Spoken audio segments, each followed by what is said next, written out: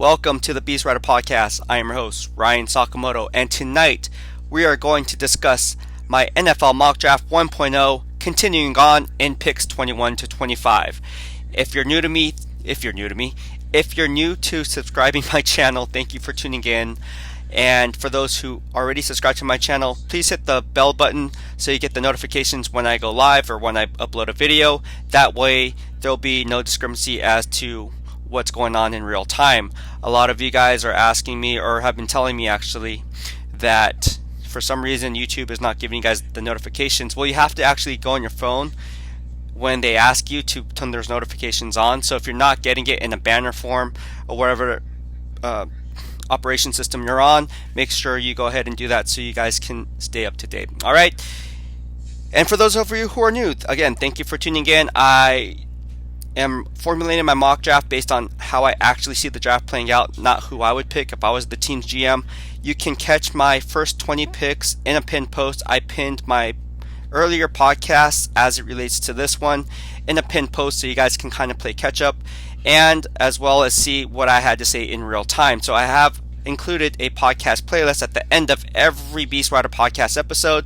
That'll be at the end of this episode. Obviously, you'll see a podcast playlist, and you'll also see a pinned comment with earlier podcasts as it relates to this one. All right, so without further ado, let's go ahead and break down picks 21 to 25, and let's get started. So in the first round, with the 21st pick overall, the Indianapolis Colts select. Let's go down to the needs, guys, right? So left tackle Anthony Costanzo recently retired. He's a 10-year NFL veteran. Obviously, they're going to upgrade at the position. They are a Super Bowl contending team now. They're in a win-now mode. And when you look at it, you take what they have on offense. Obviously, they need a left tackle. That goes without question. But then you take it a step further and then look outside the numbers. Well, T.Y. Hilton, right, is not likely to return because he's an unrestricted free agent. So then you're kind of having to look at it from GM Chris Ballard's standpoint and saying, okay, at 21, let's look at our vertical board, let's look at our horizontal board, let's look at our draft needs. What makes the most financial sense to where we get an impact player at a position need, but at the same time, it's an upgrade enough to what we have lost in free agency that we can go ahead and make up for that type of production, right?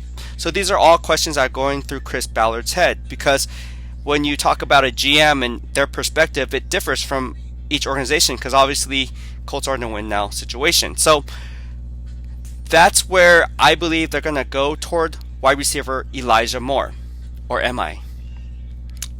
Elijah Moore is going to create a lot of problems for defenses simply because he's tough, he's physical, his ability to stretch the field vertically between the 20s. He's a nice complementary wide receiver. Now, is he a wide receiver one?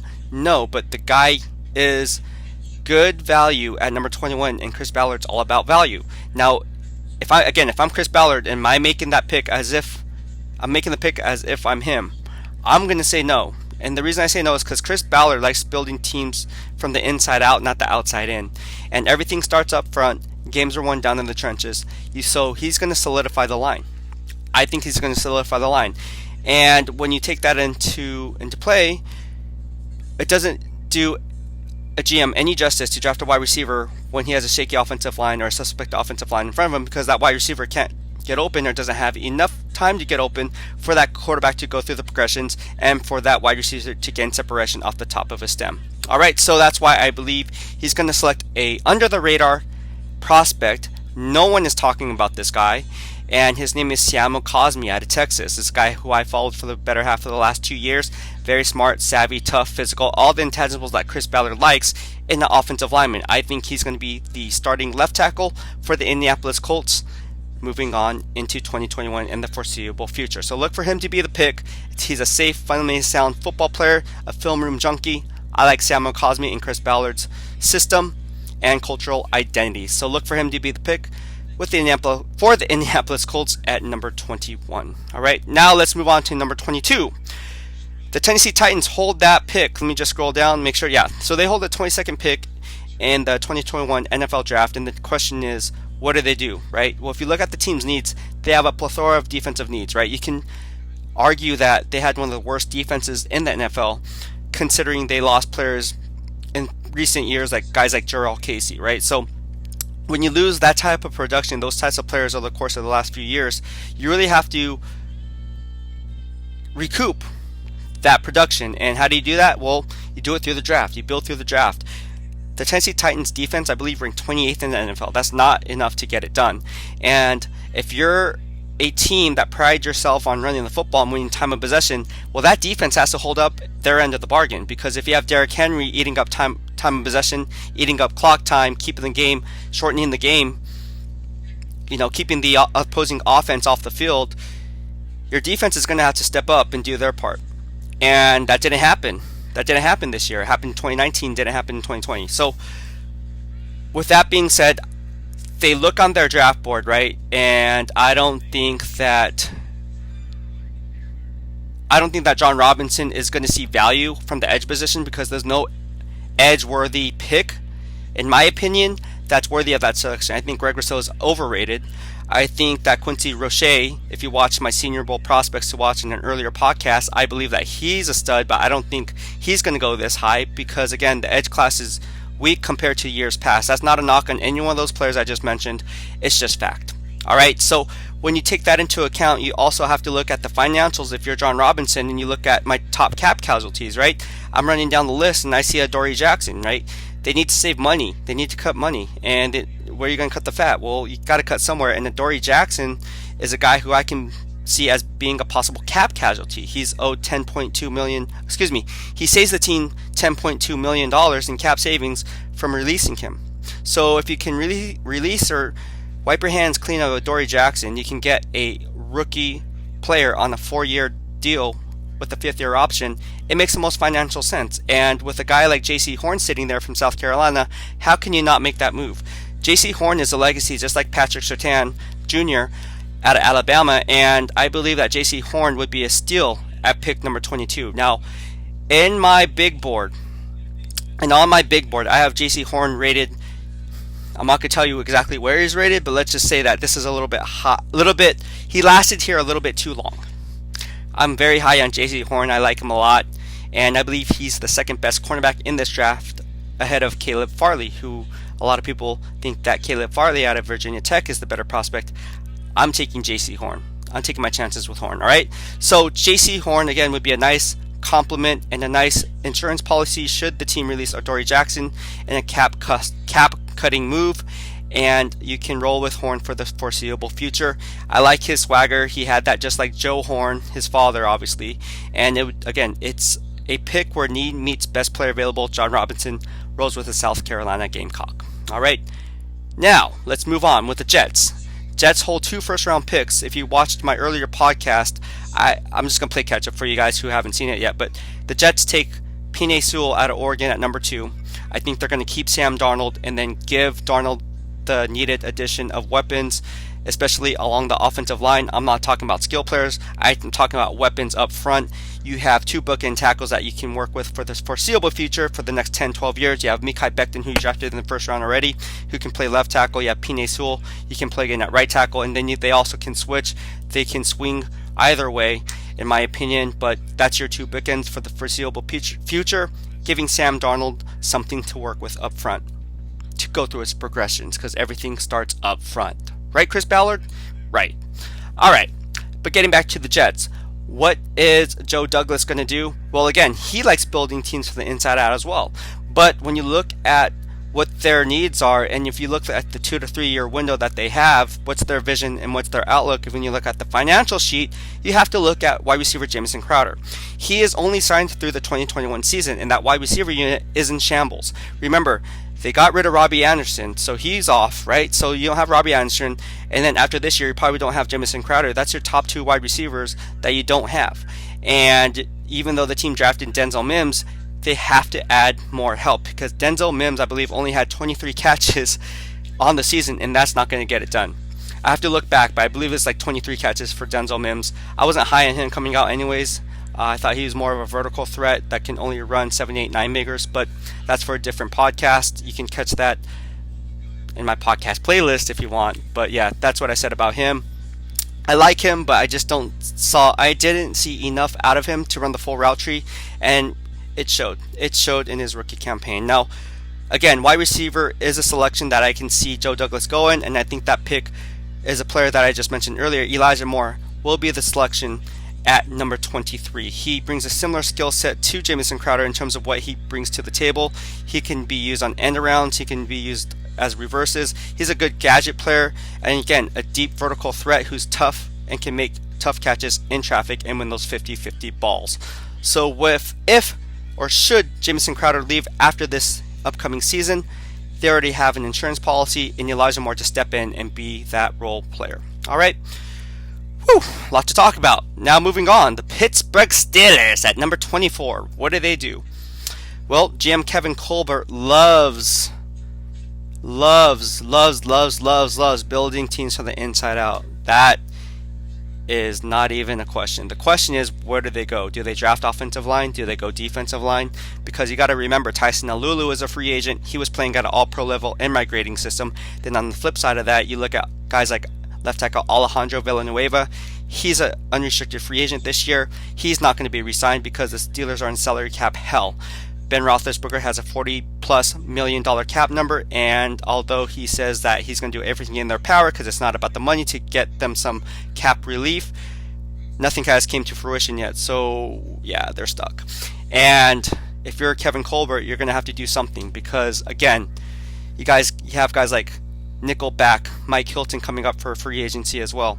And when you have him coming for free agency, and then you have guys like Bud Dupree, an edge rusher who is playing at an all-pro level in my grading system alongside TJ Watt. He's an unrestricted free agent, even though he has a torn ACL at the end of the year. Or it's not the end of the year, well, toward the end of the year. He had an ACL injury, and I wrote an earlier podcast if the team was going to re-sign him before that injury hit. I don't think they're going to go edge rusher, and it's for the simple fact that they already accounted for his loss in last year's draft by picking up Alex Highsmith.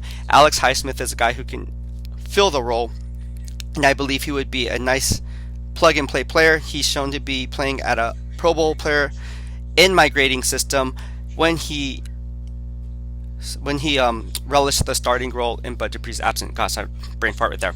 But yeah, you get the picture. So where do the Steelers go from here, right? So what do? Well, the last time they held a number 24th overall pick, they went offensive line. And that offensive lineman was David DeCastro out of Stanford, Pac-12 product, right? So does lightning strike again?